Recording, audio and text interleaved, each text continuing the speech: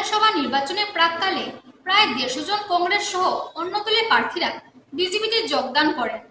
শ্যামাপোটা স্মৃতিভবনে জেলা সভাপতি সঞ্জীব বণিক, প্রাক্তন সাংসদ মিশন রঞ্জন দাস, প্রার্থী সুব্রত ভট্টাচার্য, পুরপতি রবীন্দ্রচন্দ্র দেব, শহর মন্ডল সভানেত্রী চন্দ্রা সিং সহ অন্যরা উপস্থিত ছিলেন। নবাগতদের দলে স্বাগত জানিয়ে সুব্রত ভট্টাচার্য নির্বাচনে সবাইকে সহযোগিতার আহ্বান জানান।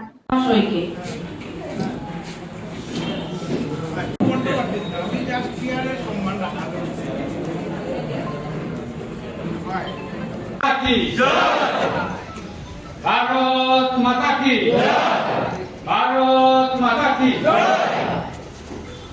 বিজেপি জিন্দাবাদ, জিন্দাবাদ, জিন্দাবাদ। ভারত মাতা কি, ভারত মাতা কি। আমার বলনা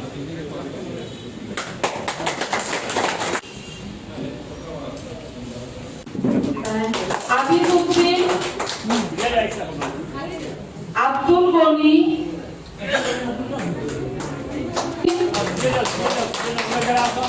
আমাদের মাইনরিটি ভাইয়েরা কংগ্রেসের আদর্শকে জোরাঞ্জলি দিয়ে পশ্চিম কানিশৈলের কিছু সংখ্যক ভাইয়েরা এবং সম্ভবত ওনাদের মধ্যে কেউ আছেন একজন সভাপতিও এবং সদস্য, ওয়ার্ড সদস্য মনে হয় আছেন, যারাই আজকে আমাদের এই দলে এসে যোগদান করবেন তাদেরকে আমরা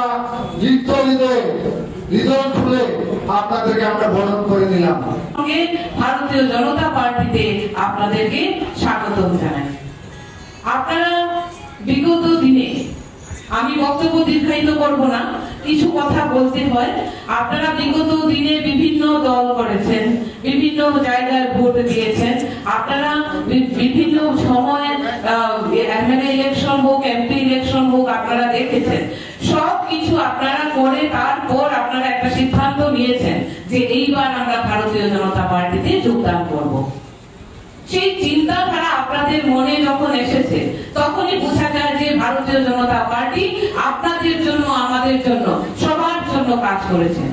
আমি এখানে কোনো মাইনরিটি মেজরিটি বলবো না, কোনো হিন্দু মুসলমান বলবো না।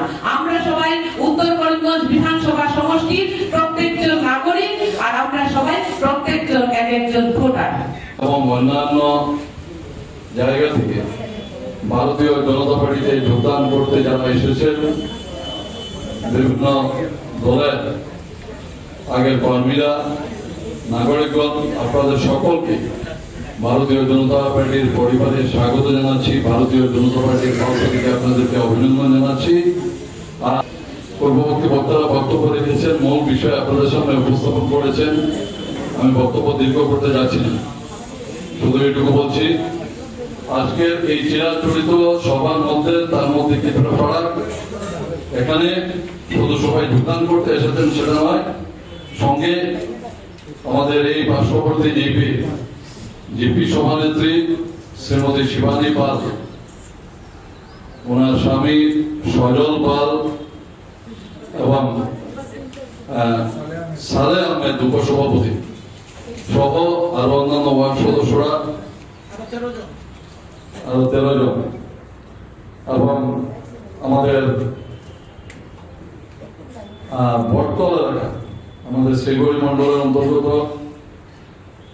ওখানকার আমাদের রোপানিয়া চা বাগান আছে, ওইখানে বটতল এলাকার আরো কিছু কার্যকর্তারা আছে, যোগদান করতে এসেছেন।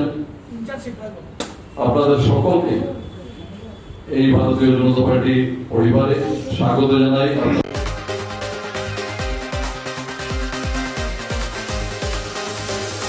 বরখোলার তাপাং মন্ডলে একাধিক নির্বাচনী জনসভা করে কর্মীদের তাতালেন বিজেপি প্রার্থী কিশোর নাথ।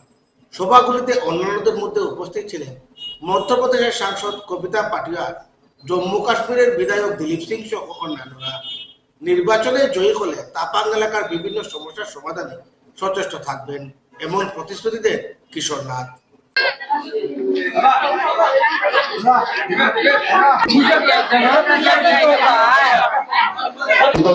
সদস্য ভূপেন্দ্র চন্দ্র দাস মহাশয় উপস্থিত আছেন।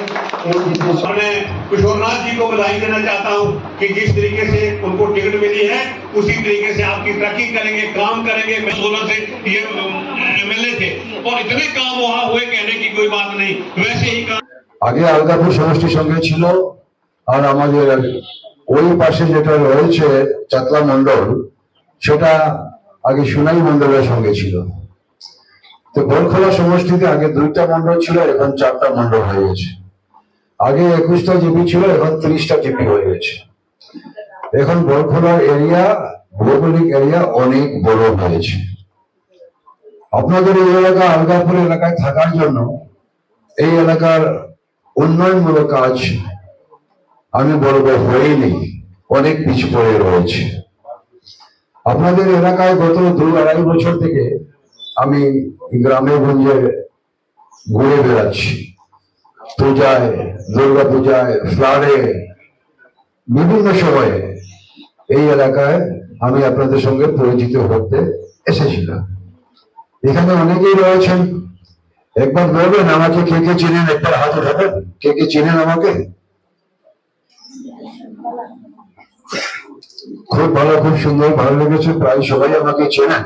কেন জিজ্ঞেস করলাম যে ডিলিমিটেশনের পর এই এলাকাটা বরখোলার সঙ্গে সংযুক্ত হয়েছে, আর আমি যে গত 2 বছর কাজ করেছি, ঘুরে বেরিয়েছি, সেটা আমার কাজে লেগেছে কিনা সেটা দেখার জন্য একবার জিজ্ঞেস করলাম। जब हमारी भारतीय जनता पार्टी की सरकार में माननीय प्रधानमंत्री जी के नेतृत्व में जो कार्य किया है वो हम सब के सामने है। आज देश नहीं दुनिया में हमारे देश की चर्चा होती है, माननीय प्रधानमंत्री जी का सम्मान होता है, और वो सम्मान सिर्फ माननीय प्रधानमंत्री जी का नहीं है, इस देश की 140 करोड़ जनता का है। उसमें जो असम क्षेत्र के सिलचर लोकसभा के, बरखोला विधानसभा के भी एक एक कार्यकर्ताओं का सम्मान सम्मिलित है।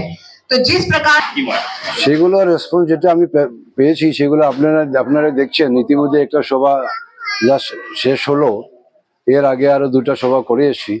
প্রত্যেকটা সভায় যে জনসমাগম যেটা দেখছি বা জনসমর্থন যেটা পাচ্ছি, জনগণের যে ভালোবাসা আদর পাচ্ছি আমি, সেটা দেখে সত্যিই আমার খুব ভালো লাগছে। আমি আপ্লুত, আর আমি জনগণের কাছে ঋণী হয়ে যাচ্ছি। আমি সেটাই বলবো, আমি জনগণের পাশে ঋণী হচ্ছি, কেননা ওনারা আমাকে এত ভালোবাসা দিচ্ছেন, সেই ভালোবাসার ঋণী আমি হচ্ছি। আর আমি ওনাদের ঋণ শোধ করব, ওনাদের মূল্যবান ভোটে আমি বিপুল ভোটে জয়যুক্ত হয়ে আমি সেই ভালোবাসার ঋণ আমি শোধ করব। ওনাদের সঙ্গে আমি সবসময় থাকবো, ওনাদের সুখে দুঃখে সবসময় ওনাদের পাশে থাকবো আমি। ভারত মাতা কি!